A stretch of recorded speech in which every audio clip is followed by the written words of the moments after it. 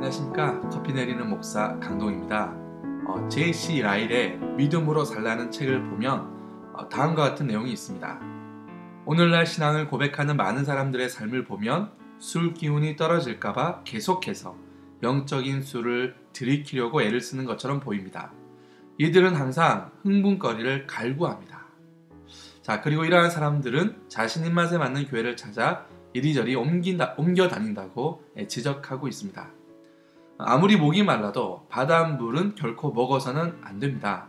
그 이유는 바닷물 속에 있는 염분으로 인해 혈액 속의 염분 농도가 더욱 짙어지게 되어 열과 극심한 갈증으로 고통만 가중되기 때문입니다. 또한 바닷물 속에 몸에 해로운 세균이나 미생물들이 섞여 있어 위험해질 수도 있습니다. 오늘날 많은 사람들이 영성의 목마름, 그 갈증을 해결하기 위해 도리어 바닷물을 퍼마시고 있는 모습을 볼 수 있습니다. 행사나 프로그램으로 무언가를 하지 않으면 아무것도 못하는 유치원생들로 되돌아 가버린 것은 아닐까요? 마르지 않는 생명수는 오직 예수 그리스도이십니다. 아멘. 그분을 먹고 마셔야 합니다. 더 중요한 것은 먹은 예수님을 삶의 자리에서 온전히 소화시켜야 한다는 것입니다. 오늘 하루도 주님의 말씀으로 주님을 먹고 삶의 작은 한 자락이라도 순종의 열매를 기대해 봅니다.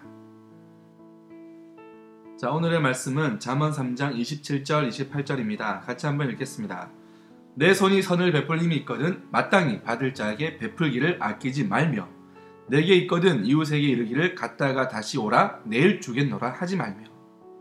이제 하나님 경외하는 마음으로 세상에 두려울 것이 없는 하나님의 사람들이 어떻게 이 완전한 지혜를 가지고 이 땅에서 살아가야 할까요? 27절, 28절을 통해서 한번 생각해 보도록 하겠습니다. 27절 본 구절은 지혜로운 삶의 매우 중요한 요소인 인간관계에 있어서 바로 선한 행위를 위한 권면을 담고 있습니다. 첫째로 마땅히 받을 자라는 말은 선을 받을 만한 대상이 따로 존재한다는 것입니다. 바로 그들은 누구일까요? 그들은 바로 지극히 작은 자들일 것입니다. 누군가의 도움을 받지 않는다면 도저히 살아갈 수 없는 형편이 어려운 이웃들일 것입니다. 우리 주님께서도 지극히 작은 자에게 한 것이 내게 한 것이라 말씀하셨습니다. 오늘날 많은 교인들이 좋은 시설을 갖추어진 편한 시설의 교회를 찾고 있습니다. 하지만 예수님을 믿는 순간 우리는 편리가 아닌 불편을, 화려함이 아닌 소박함을, 황금 면류관이 아닌 가시 면류관을 선택했다는 것도 기억해야 할 것입니다. 그러한 선택을 통해 우리가 마땅히 가져야 할 것들을 아낌없이 우리가 아닌 어려운 이웃과 나눌 수 있어야 할 것입니다. 두 번째로 아무나 선행으로 이웃을 섬길 수가 없다는 것입니다.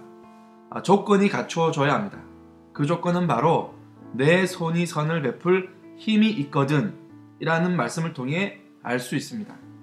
주변에 자기 자신이나 가족들조차 돌보지 못하는 사람들이 정의감에 사로잡혀 감당 못할 선행으로 오히려 서로 큰 상처를 주고받는 경우가 있습니다. 그 마음만큼은 너무나 아름답고 매우 훌륭합니다.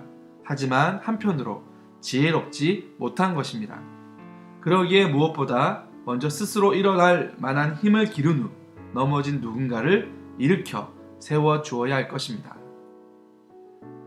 28절 이 본 구절은 선을 행할 때는 미루거나 하지 말고 즉각적으로 실천을 권면하고 있습니다. 또한 도움을 받는 사람들의 손이 부끄럽지 않도록 생색을 내거나 그렇게 하지 말고 정말 가까운 친구처럼 자존심이 상하거나 하지 않도록 마음 편하게 도움을 받을 수 있도록 깊이 배려하라는 뜻입니다. 우리에게 주어진 오늘이라는 시간 속에 먼저 우리가 해야 할 일은 최선을 다해 힘을 기르는 것입니다.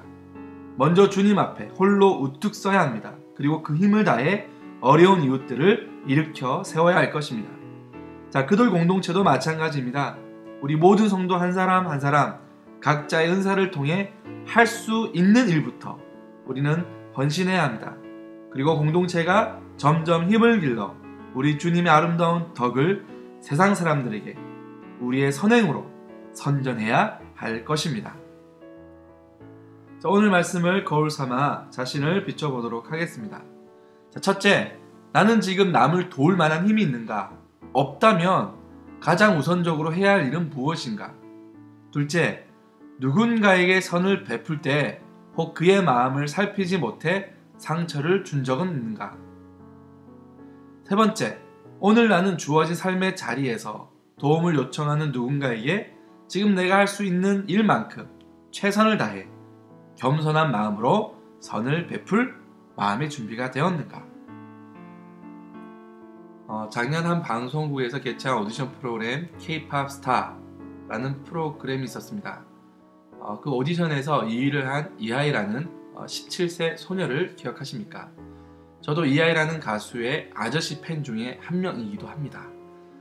나이답지 않게 그리고 한국 사람 같지 않게 중저음의 매력적인 음색과 또 소울풀한 창법으로 유명세를 탔던 친구입니다. 자, 이 친구가 이번에 첫 앨범을 냈습니다. 개인적으로 완성도가 높은 작품이라고 생각을 합니다. 여러 곡 중에 저는 바보라는 곡이 굉장히 마음에 들었습니다. 그 이유는 제가 목사이며 또한 예수님을 사랑하는 크리스천이기 때문입니다. 가사를 보면 알 건 다 알면서 사랑할 때만 참 바보 같은, 난 아무것도 몰라도 사랑 하나만큼은 남들처럼 잘하고 싶었는데 그게 안 돼요. 어떡하죠? 받기만 하고 떠난 그댈 배워야 하나요? 왜 사랑답지 않은 사랑을 가르쳐요? 나 같은 바보는 어디 없나요? 나처럼 다 주고 다 잃고도 웃어줄 바보는 없나요?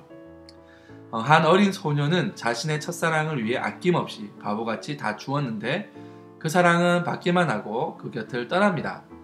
상처받은 소녀는 자신처럼 바라는 것 없이 바보같이 사랑해줄 누군가와 다시 진정한 사랑, 바보같은 사랑을 꿈꿉니다. 제가 이 노래에 빠진 이유는 바로 그 바보같은 사랑을 저는 이미 받고 있기 때문입니다. 네, 맞습니다. 바로 예수 그리스도, 우리 주님의 사랑이 바로 그러합니다. 아직도 세상 사람들은 그 사랑을 몰라 그 사랑을 그리며 꿈꾸며 헛된 사랑에 가슴 아파합니다. 자, 우리가 이웃을 향해 바보같은 사랑을 나누어야 할 이유가 있다면 지금 우리가 바로 그 바보같은 사랑을 차고 넘치게 받고 있기 때문입니다. 오늘 하루 그 바보같은 사랑을 받아 누리시며 또 할 수 있는 능력만큼 그 사랑 나누시며 살아가는 것은 어떨까요? 승리하십시오. 감사합니다.